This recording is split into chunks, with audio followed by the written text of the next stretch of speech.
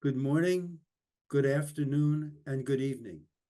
We are delighted to have you with us wherever you are on the globe. I'm Alan Taylor, the president of the Middle East Forum of Falmouth. I'd like to welcome you to the fifth lecture of our 2024 season. For those of you new to the Middle East Forum, we are a 501c3 nonprofit organization founded in 2006. Over the course of each session, we present a series of talks that represent a range of perspectives and opinions addressing the complex issues facing the Middle East. Often, these opinions are contradictory. Some of them may even appear to be extreme. MEF does not endorse the opinions of any speaker. For those who have been with us for the season, you'll remember that this season began I'm losing my notes, began with examinations of the relations with and politics in Qatar, Iran, and refreshing ideas about making peace in the Israel-Palestine region. In the last lecture, we began our deep dive into Israel-Palestine with a thorough review about Hamas. Who are they? How did they originate? What is their political and military agenda? Today, Ms. Noor Odeh will help us continue to explore the Palestinian zeitgeist. Following Ms. Odeh's talk, we will hear from the Israeli General Nimrod Novik in our final talk for the season in his view about ending this forever war. Just to review the logistics for today's program, after our speaker's presentation, there'll be time for question and answer. Please use the Q&A feature on your screen, not the chat, to ask questions. Questions can be submitted at any time during the session, and after the Q&A, we will wrap up with a few brief comments that are around 1 o'clock. Now I turn the screen over to Dr. Gary Jacobson. He will introduce Ms. Odeh, and Gary will also organize and aggregate the questions and present them to Noor Odeh after her talk. Dr. Jacobson. Thank you, Alan, and good day, ladies and gentlemen. I'm Dr. Gary Jacobson, a member of our Board of Overseers, and I'm here to introduce today's speaker to you, Ms. Noor Odeh. Ms. Odeh is often referred to as a pioneering Palestinian journalist for good reason. She is not only an award-winning journalist, but also a political analyst, activist, researcher, and public diplomacy consultant. And she will be speaking to us today from Ramallah. And as you've seen, her topic is the mainstream media's coverage of Israel-Palestine and the alienation of the youth. She has described herself as a diaspora Palestinian. Born in Damascus, she has lived in Gaza and is now living in Ramallah. She has also lived in San Francisco and is a 1999 graduate of Golden Gate University in that city. For over 20 years, Noor Odeh has been an independent media professional communication consultant and a freelance journalist. She worked as the senior correspondent for Al Jazeera English and covered the West Bank and Gaza from 2006 to 2011. And she was among the first to report on the attitudes of the Palestinian youth towards the Palestinian leadership itself and governance. In 2012, she was appointed Palestinian Authority spokesperson, and with that appointment, she became the first woman to serve in that role. Ms. Odeh herself ran as a candidate in the 2012-2013 Palestinian local elections, and as an activist, she also founded the National Democratic Forum for Palestine, which commits to fostering democratic ideals and supporting political pluralism within Palestinian society. I hope that she will have time to give us a follow-up on that special forum. She was also a candidate in the proposed Palestinian elections of 2021, just 3 years ago. But those elections that you may recall did not actually happen because, and I quote her, nobody in the West wanted them. For the past 2 months, Ms. Odeh has resumed work as a freelance reporter for Al Jazeera English, and she has appeared regularly on international media outlets. And we, by the way, we do not qualify as an official international media outlet, at least not as yet. On June 6th of this year, she was a participant with British-Israeli Daniel Levy in a London conference entitled Peace with Justice, How to Get There. And how to get there, of course, is the critical and as yet unanswered question. You, our audience, will doubtless have many questions.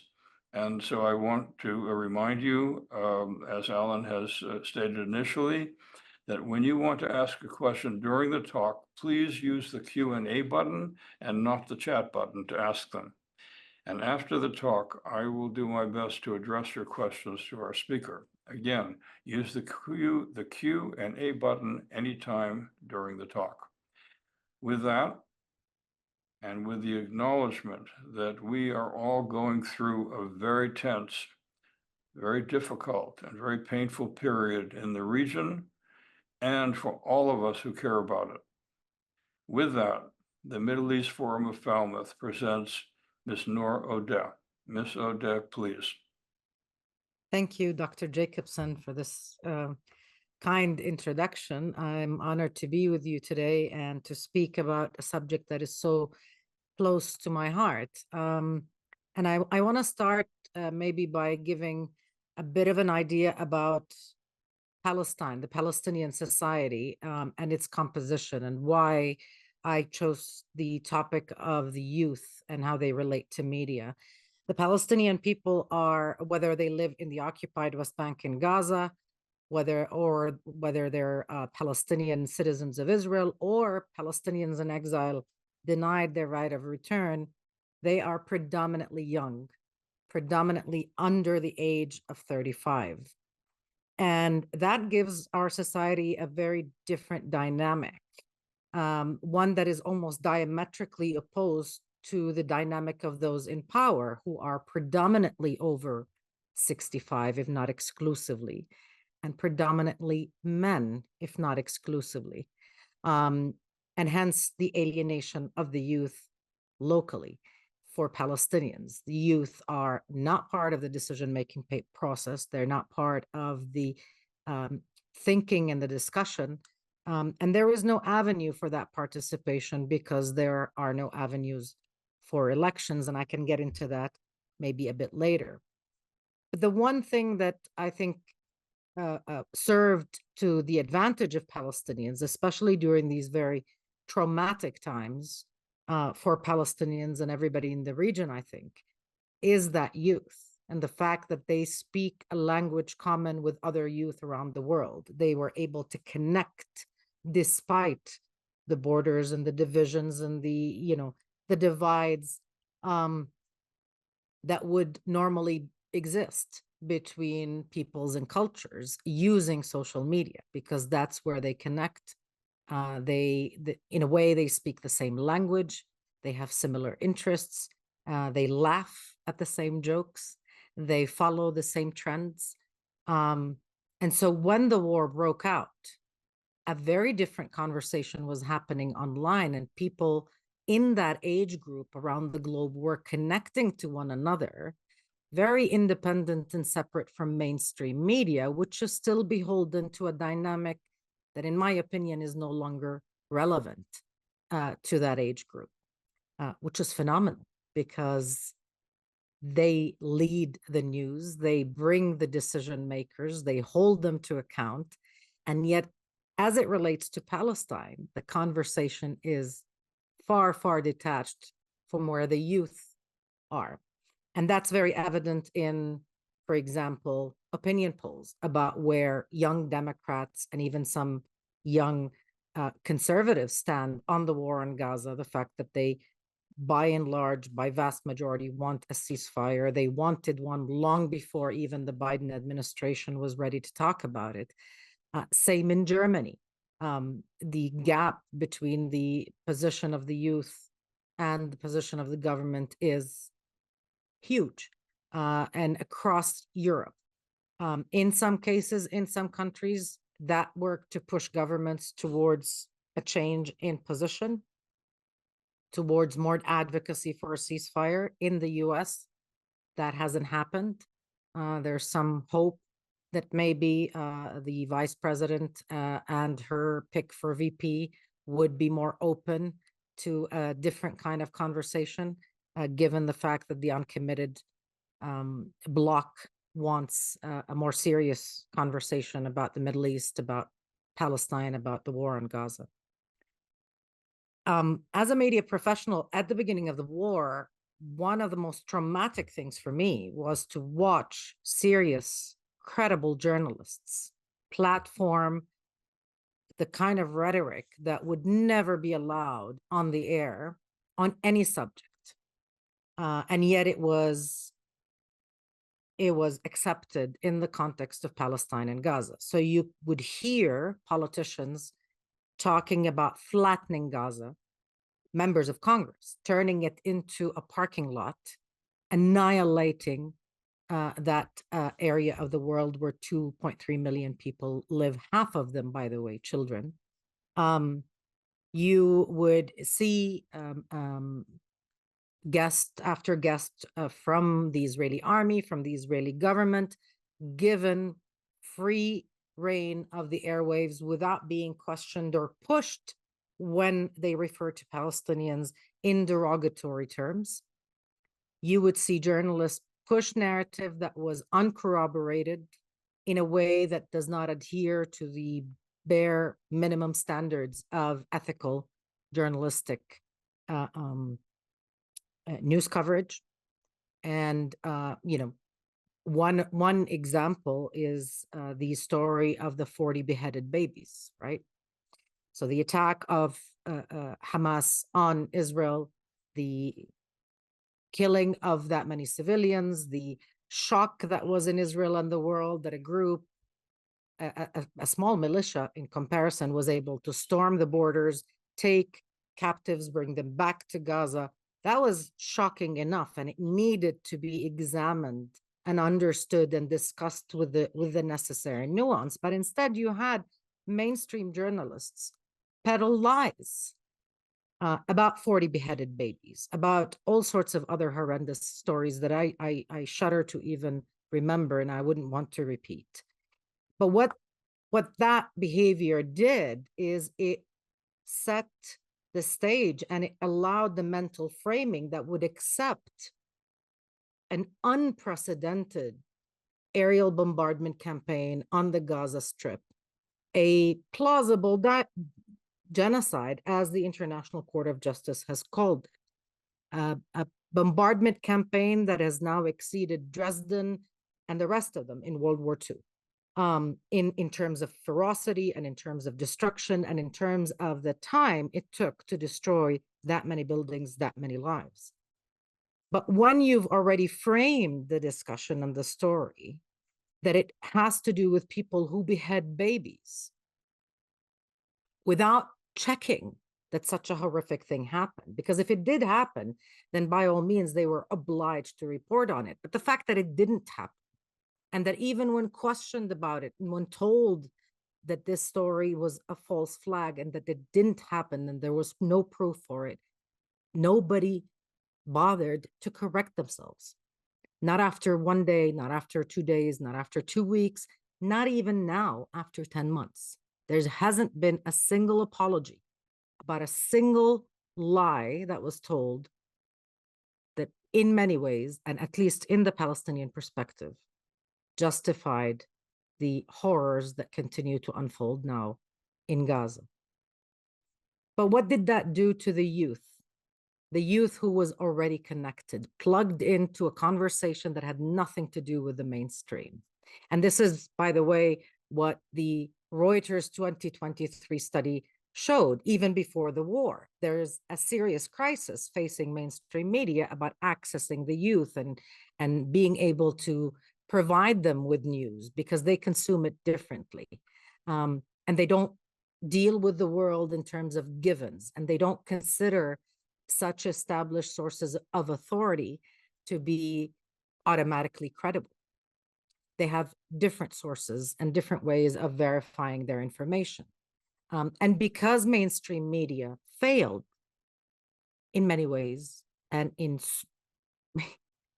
such a big way, the youth abandoned social media, and instead of listening to them, they were holding them to account. There were campaigns on social media to call out mainstream outlets in the US, in Europe, and around the world. And even, by the way, in the Arab world, mainstream media, which is predominantly run by governments, representing their point of view, is also being held to account for the way they present the news.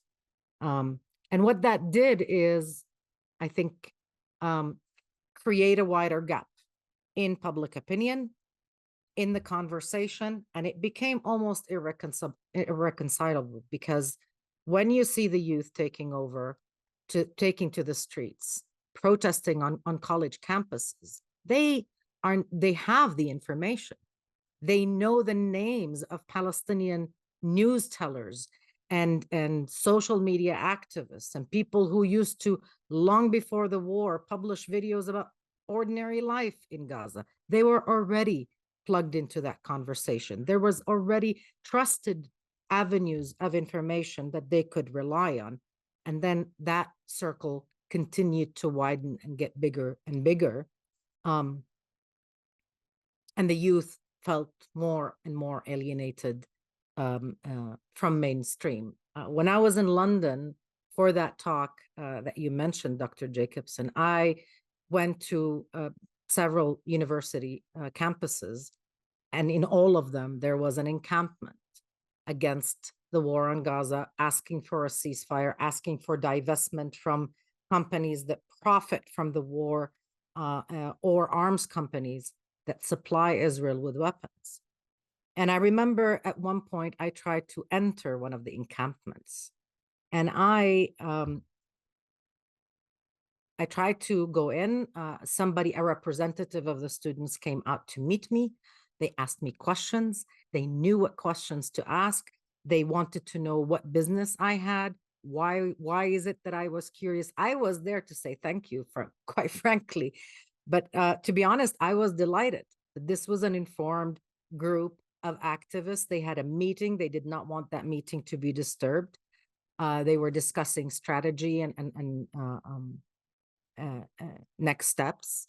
And they had very specific instructions for the media on how to get in touch with them and who is in charge of speaking on behalf of the students. And that's because their assessment and their trust in mainstream media was so low that they took so many safeguards to make sure that they didn't feel exploited, or that their words wouldn't be distorted, their positions wouldn't be distorted, and be caught up in this polarized conversation between the right wing and the mainstream, because they consider themselves to be the left, right? Or the left of center. And to me, that spoke volumes about where we are, right? That in the past, you would want the media to come. You want the cameras to be there. You want the journalists to be interested, to come and see you and talk to you and hear your story. But right now, there is so little trust that it wasn't just not welcome. It had to go through scrutiny before any requests were granted. And the fact is, mainstream media hasn't caught up. It hasn't been able to,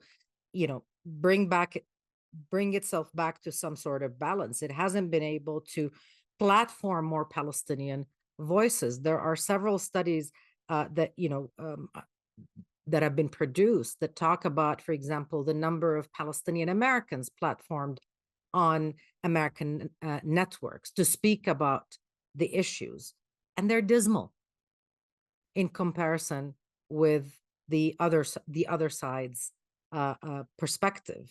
And even when you talk about the Israeli perspective, you hear from the Israelis representing the government, but you don't hear from those brave souls who are standing up to the Netanyahu government, who are challenging what is happening in Israel, who are issuing groundbreaking reports about what the Israeli occupation is doing to Israeli society. And the horror stories that are coming out of, secret prisons run by the Israeli army, like Sdei Timan, some of those reports were authored by Israeli organizations like B'Tselem. So even those voices aren't really platformed or heard. You hear the mainstream, you hear the story, and then you hear people clapping and cheering on and talking about ironclad support and using the cliches that I grew up listening to from American politicians. They haven't changed, but the reality on the ground is completely different. This is a different Palestine, and it's a different Israel. And the conversation outside of our tormented land hasn't caught up with that. Certainly not on mainstream media in the West. In my mind, I think that is a dangerous thing, because the more you feel alienated, the easier it is to become hostile to sources of information. As a journalist who loves journalism and storytelling, this is not where I would want that relationship to be. But I can't blame the youth. I myself have a son who is second year in university. He does not watch mainstream media, and he has his own sources of information. He relies on a network of options, and he has very sharp opinions, as he should, about who's doing right and who's doing wrong, and how outspoken people should be, and how let down he feels as a self-defined Palestinian progressive feminist man in his late teens. And I think that story rings truth across the board, because I think in many ways what social media has done is unite the youth to form their own social group and their own social struggle, regardless of nationality. And you see that on the streets in London, in New York, in California, in other states in the US. You see it in capitals around Europe. They know one another. They communicate.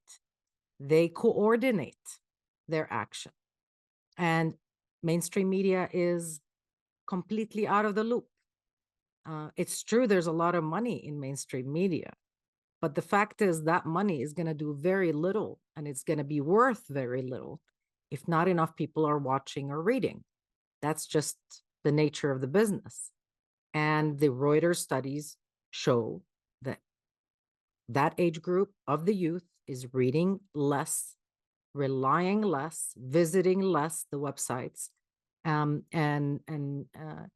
going to social media platforms and relying on non-traditional sources of information. So if they don't catch up, it's not just a business dilemma, I would fear, but it's also a social dilemma, because you can't have the youth only talking to themselves, having a conversation they're convinced is right, while the establishment in the country lets them down, without having an open channel of communication that doesn't involve belittling them or attacking them or calling them Russian agents or agents of Hamas or agents of Iran. I mean, I've heard all sorts of accusations about these wonderful heroes. And without that, without opening a channel of conversation, you will have a more polarized society, no matter where that is. And I'm not sure that our societies in general, post-COVID, can handle any more polarization. We all have our own struggles post-COVID, socially, economically, and so on. And the fact that there is that divide, that Gaza now is front and center in, or Palestine, or the issue of justice and the issue of decolonization, I think it only adds to the stakes. of where things could go and how serious things could be. I know that universities will soon open their doors again for the fall, and that is going to bring with it a whole host of questions for university administrations. What do you do? How do you be an open space? How do you respect students' right to express themselves, to have an intellectual conversation that they view as vitally important? How do you not censor a conversation on human rights that is now being discussed at the highest court in the world in the name of not making people feel uncomfortable? And let me conclude with this thought. This is a lesson I learned from my younger brother when we would have conversations about social justice issues. I'm very active in defending social justice issues in my society. I've stood against all forms of censorship on all issues as a matter of principle. And my youngest brother once came to me and said, you know what is most important? The one thing that you need to defend. And I said, what is that? He said, the right to offend. And for me, this always rings. I always remember that. I always remember that, yes, if we are truly to be, in harmony with what we say we stand for, and if we are truly to be people who believe in democratic values, like I do, and that's why I was part of a group that formed a whole national forum to promote those values, then we have to defend other people's right to offend us within the limits of the law. But we can't possibly all be of the same opinion. We can't possibly all agree on how to resolve this issue or the other. Personally, I think that it is quite astounding that there is disagreement that killing more than 40,000 people is wrong. But still, I think that if I don't defend the right of people who offend me to say what they believe is right, then I'm betraying myself and my own principles. That is true when it comes to internal Palestinian politics and the right of Palestinians from all walks of life and from all sides of the political spectrum to be active and participating, whether they are conservative or ultra-right and share nothing in common with my views as a secular progressive, or whether it's on the global conversation about Palestine and the need to end occupation and the need to stop the genocide. It's the same principle.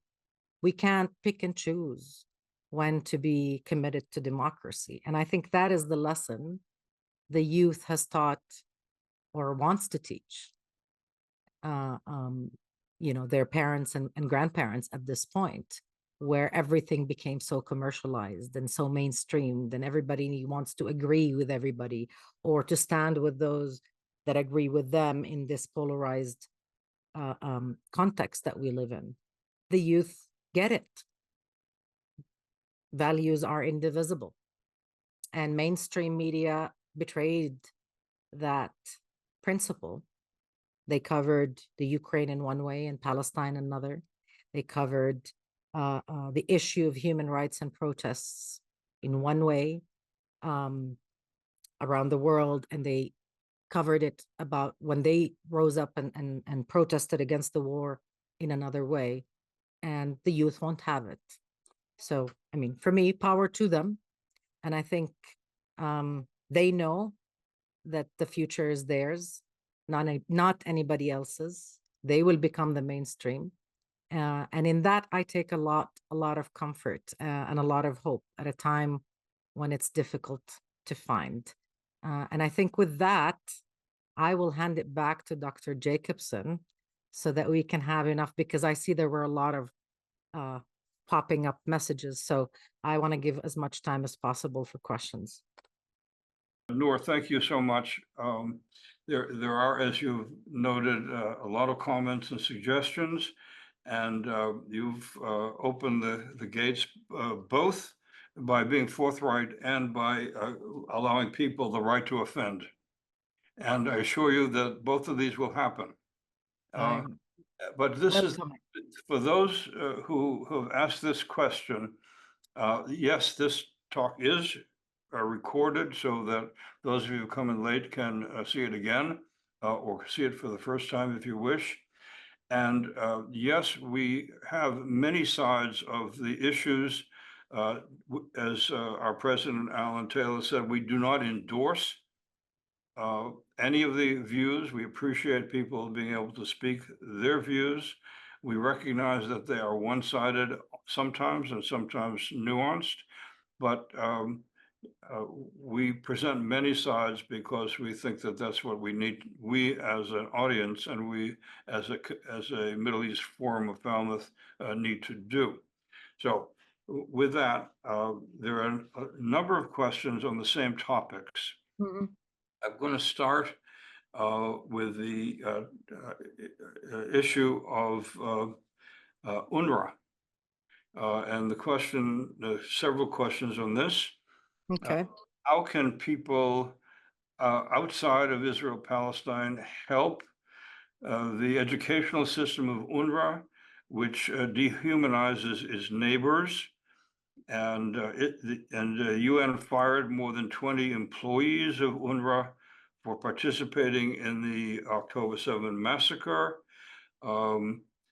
Given and UNRWA schools taught the Hamas line that there is no Jewish permanent state, only Palestine from the river to sea. Given that, do you think that UNRWA should be banned from Gaza? Before you respond, and we will appreciate your response, most of the people in our audience know that UNRWA is a United Nations refugee agency for Palestine. It's one of two agencies that the UN runs. The other one is the UN High Commission for refugees. And that second one takes care of refugees and displaced persons throughout the world. UNRWA is only for the Palestinians. And the other differences are that the High Commission recognizes refugees as those who have been displaced, and UNRWA recognizes not only those who have been displaced, but their descendants. So that's part of the controversy. That's part of why this is being asked. So with that background, and again, the questions of, do you think that UNRWA should be banned? And is there any way of us helping the dehumanization that UNRWA schools have managed to do? Okay. If I may, I just want to clarify a few things. UNRWA does recognize, of course, the refugees and their descendants, but so does the UNHCR. In fact, the UNHCR recognizes the descendants of refugees on both sides, the mother and the father. UNRWA only recognizes the descendants of the refugees on the male side. So if a female refugee marries a non-refugee, it would be difficult for her children to claim her status. And the reason why there is a UN agency for Palestine refugees is because, and that mandate for the organization is renewed every year, is because the Palestine issue was born at the United Nations. It wasn't something that was thrown into the world's lap. The world created this issue, and they have a standing responsibility. I take issue with the characterization of the UNRWA curriculum. First of all, because there is no UNRWA curriculum. UNRWA uses the curriculum of the host country. So in Jordan, it teaches the Jordanian curriculum. In Syria, it teaches the Syrian curriculum. In Lebanon, the same, and in Palestine, the same. I also want to note that in terms of curriculum, what is taught in UNRWA schools and the Palestinian curriculum itself has been under extreme scrutiny, and several investigations and studies by experts, including one commissioned by the State Department back in 2012, if I'm not, at least published in 2012, if I'm not mistaken. And the conclusion of all those studies is that there is no dehumanization or incitement. What there is narrative of a people who remain occupied and denied their rights. The problem with the issue of, the framing of dehumanization and incitement is that Israel considers talking about Palestine before 1948 to be incitement when it's Palestinian history. It considers the talk about the right of Palestine refugees to return to be incitement when it is a right enshrined in international law. It accuses Palestinians of not accepting Israel when they talk about Palestine from the river to the sea, which is also inaccurate in terms of politics, in terms of policy, because the PLO recognized Israel within the 1967 borders, within the internationally recognized borders, not the elastic ones of the current government and those before it. So in terms of UNRWA, I would invite people to look harder, look deeper. It's true that the UN fired 20 employees that Israel had singled out and talked about. That was quite frankly, very offensive and very ill-advised move to fire someone before anything could be proven against them. And several investigations were carried out within the UN system, one by independent experts from outside the UN, one by the body responsible for internal investigations within the UN. 9 employees were identified to have actually been active participants, and they, of course, have been fired. I'm not sure they're alive, but not all 20 who were named by Israel were actually involved. And in fact, governments, all of which, except the US, returned to funding UNRWA, asked Israel to provide them with evidence about the involvement of UNRWA institutionally in those attacks, and Israel failed to do that. The UK, I think, was the last country to return to funding the UN organization after the change of government and the victory of the Labour Party. But could I ask you specifically, in it's possible Sure. all of these questions to take up the entire hour, and I want to be fair to people who ask other questions. You've mounted a lengthy defense of the very question itself, but there is a simple answer. It could be yes or no. You think UNRWA should be banned from Gaza? Yes or no? And is there something that people can do to improve UNRWA's role? So those are two things. UNRWA employs 13,000 people. It has the largest, most intricate infrastructure of humanitarian service in Gaza. Well, Banning it from Gaza would be a death sentence, especially at this point. I am wholeheartedly against that. This is an organization mandated by the UN. And let me just conclude with that, because I agree this is an issue that we can talk about forever. Right. Israel has been trying to decommission UNRWA since its founding, because it believes that UNRWA keeps the issue of Palestine refugees alive. And it does. That's part of its mandate. But even if UNRWA wasn't alive anymore, even if it was starved of all of its financial resources, Palestinian refugees aren't going anywhere. And they will continue to identify as refugees. They will continue to know their roots. So the problem isn't going anywhere. And without dealing with it head on and recognizing that something horrific happened in 1948 that resulted in where we are now, nothing is going to change. This is an opportunity to ask questions, and I understand that you are that you wish to present a major defense issue, and I'm not asking to defend or to offend, but really to answer. This has to do with Hamas. Do you think that the Hamas, if Hamas remains in power in Gaza, that there will be a continuous war. That's an essence of the question. Hmm. Um, and should Hamas ideally give way to another Palestinian governance? I think there is no way to eradicate Hamas the way that Netanyahu claims he's going to be able to do.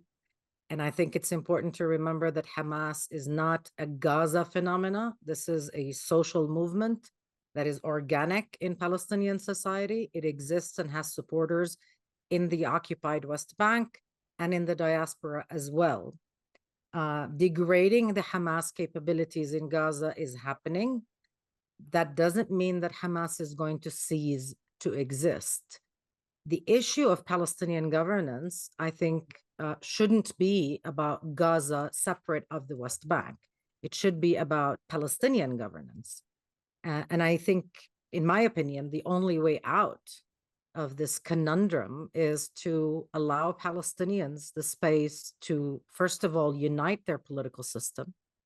And second of all, make sure that it's inclusive, that everybody can sit on the table, whether you like them or not, whether you can agree with their views or not. And so Hamas needs to have a seat at that table, as does Palestinian Islamic Jihad. They represent a portion of society. The question, it really wasn't the question, although you've given information. The question was, do you believe that if Hamas remains the governance, and let's take it to more than Gaza, if Hamas remains the governance, do you believe that this is a formula for constant war? I think the war is going to last no matter who's in power. Okay. Second question, this has to do with this is a core question. Mm. You mentioned the old and the new, the Mhm. older male and the newer youth, male and female. The older male, Mahmoud Abbas, the current president, Mhm. explicitly rejects Israel as a Jewish state. Do you have an estimate as to the percent of the Palestinian people who would accept any Jewish state in the region at all, no matter the size and shape? Do you know of any Palestinian young leaders that would accept this? Would you accept this as a part of a permanent peace? Well, I mean, the idea that Israel defines itself as a Jewish state is itself problematic, not just for Palestinians, but for Israeli human rights organizations as well, because it denies the rights of citizenship, of equal citizenship to non-Jewish Israeli citizens as well. And it also denies the history of how Israel was born and how it relates to Palestinians. But how Israel defines itself, for me and for the majority of Palestinians, is an Israeli issue. Asking Palestinians to recognize Israel as a Jewish state involves abdicating the right of return, and you will not find a Palestinian leader who would dare adopt such a position, much less believe in it. But recognizing Israel, that is something that Palestinians have done quite a long time ago. That is not an issue in Palestinian politics. Even Hamas, by the way, in its 2017 charter, and I'm by no way a member, affiliate, or supporter, again, a progressive secular woman, but objectively speaking, in 2017, they did talk about the two-state formula, which without a doubt means that they're talking about a Palestine and an Israel. So, I think it's important to keep that in mind. It's important to, again, abandon the cliches of the conversation about Palestine and Israel. The problem isn't with Jews. The problem isn't with the fact that Israel is Jewish or that the majority of citizens are Jews. The problem for Palestinians with Israel is that it's occupying us. That it has nothing to do with religion. It has nothing to do with identity. It has a lot to do with freedom. A follow-up here, and again, this is each of these things, it is really important for us to understand that these are your positions. Yeah. And we're not going to go back and forth, which we would like to do, but it would take us a couple of weeks. So in the youth that you know and understand and are in touch with, are they in favor of a two-state solution, which or a one-state solution, or a no-state solution, which is just Palestine? No Jewish state. Right. I think right now it is difficult to gauge what the percentage is before this war, because right now all Palestinians are focused on survival, and that is really a fact. And their emotions right now are high, so even opinion polls right now are a bit, I think, influenced by events. But overall, support for the two-state formula remained very solid, even though Israeli governments abandoned that formula publicly a long time ago. The support for the one-state formula, a state for all its citizens, Jewish and Palestinian, is gaining support. Yeah, among the youth who believe that those kinds of boundaries are nonsensical, that we both love this land in its entirety too much to share, and that the problem is with the colonial framework of Israel, and that deconstructing that would mean a state for all its citizens, regardless of how they identify. I believe politically, mainstream Palestinian politics remains still, at least for now, in the two-state formula camp. Thank you. Another question having to do with social media. Social media is where most of the U.S. Youth also gets its news.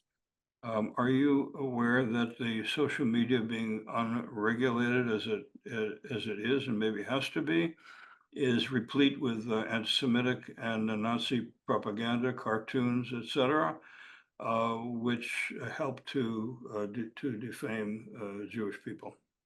Of course, the amount of hate that is present, unfortunately, on social media is repugnant. And as you know, you see the anti-Semitic posts, and you see the Islamophobic posts, which are a lot more mainstream, unfortunately.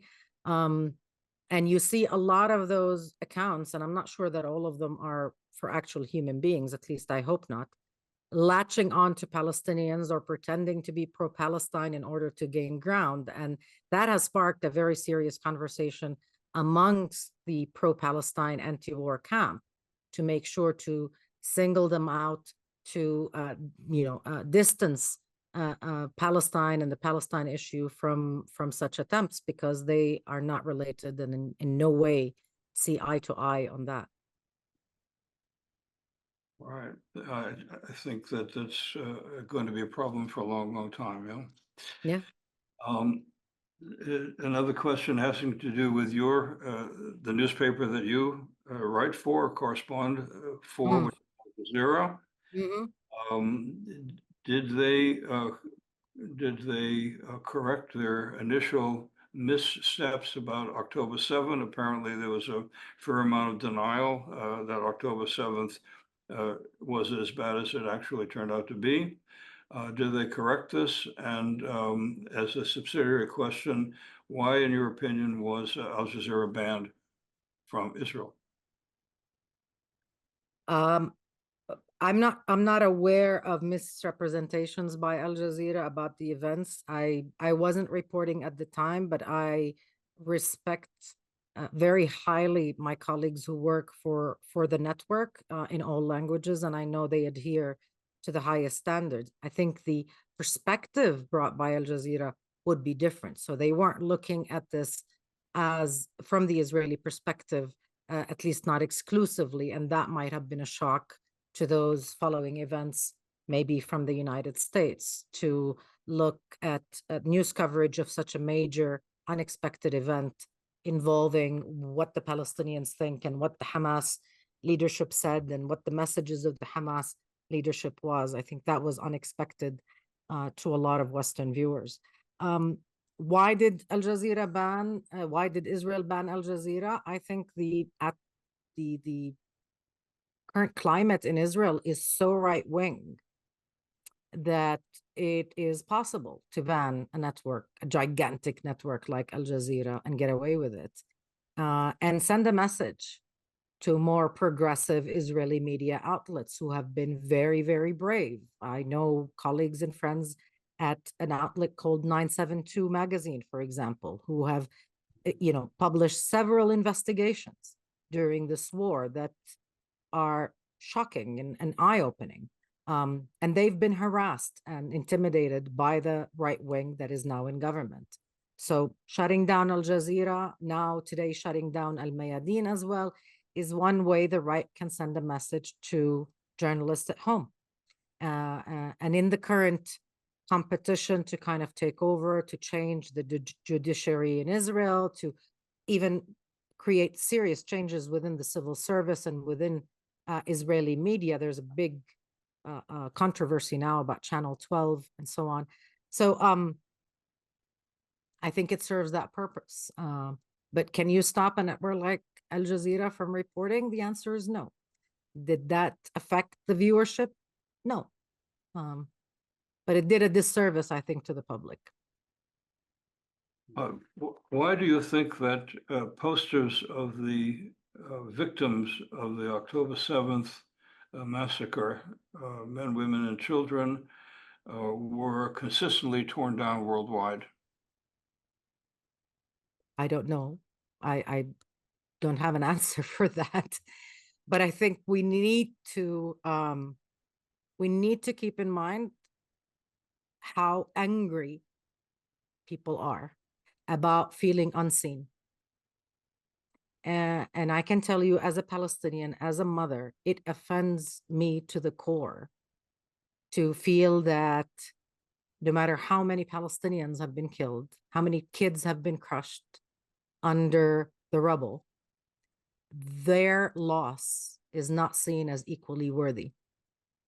And that creates anger. And God only knows that it takes a lot of internal soul searching to keep your balance, to keep your faith, to believe in, other people's humanity, and to see it and to feel it, and to be in touch with it, in order not to live angry, which is what I choose to do. So I think we need to keep that in mind. The feeling unseen, that anger, it can move mountains. And I'm, Yes. I think it contributes to all of that. My question is, do you agree that that anger is on both sides? Yeah, but I think that, again, we need to put things in context.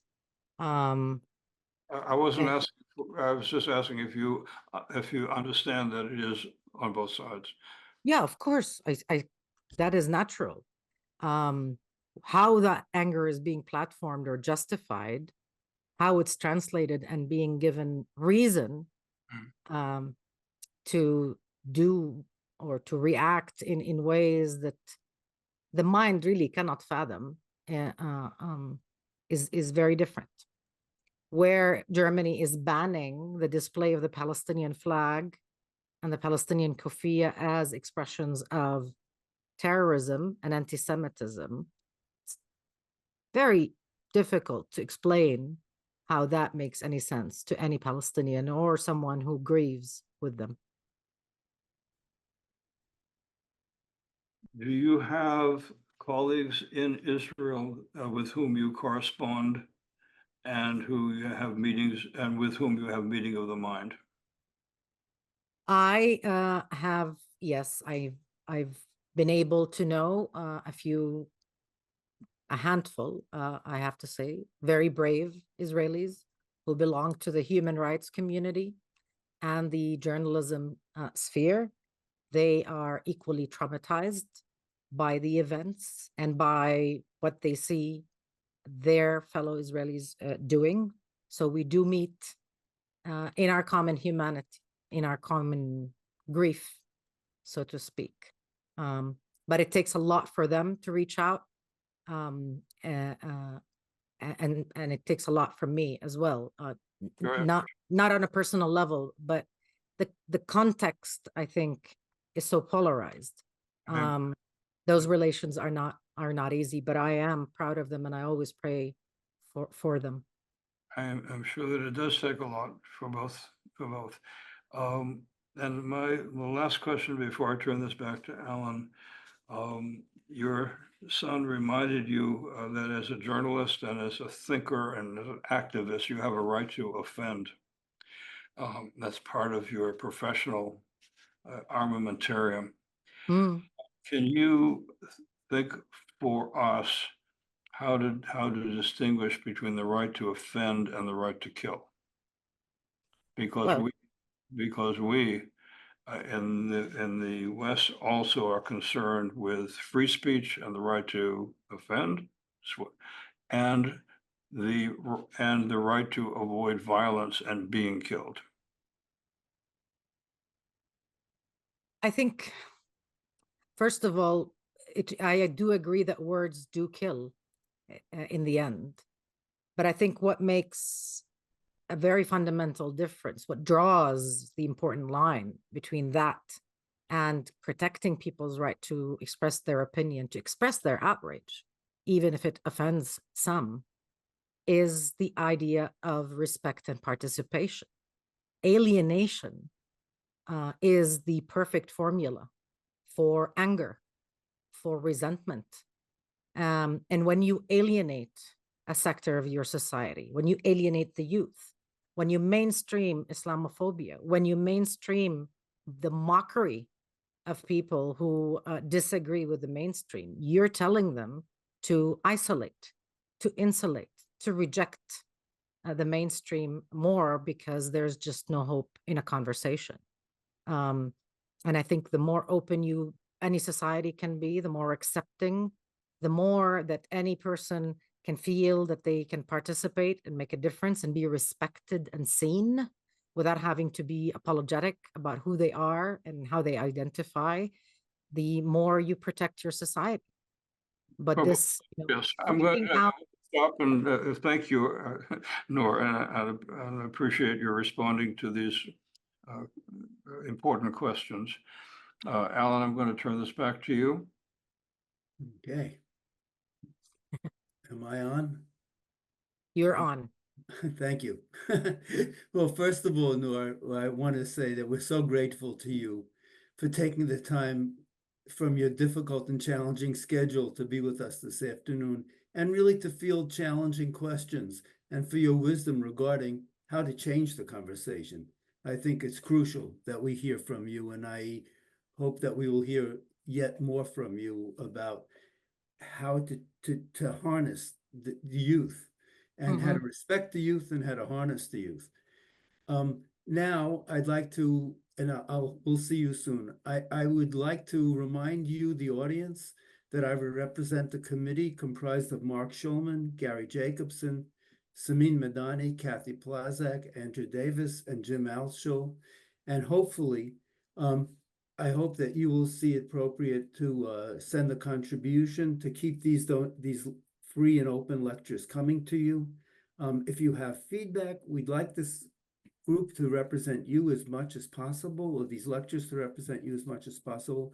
Please send us your feedback to info.mef.world@gmail.com. And if you'd like to join the group in any way or help and volunteer, please be in touch with us as soon as possible. And now I'd like to remind you that our next lecture and our final talk for the season will be by Nimrod Novik, the decorated Israeli general.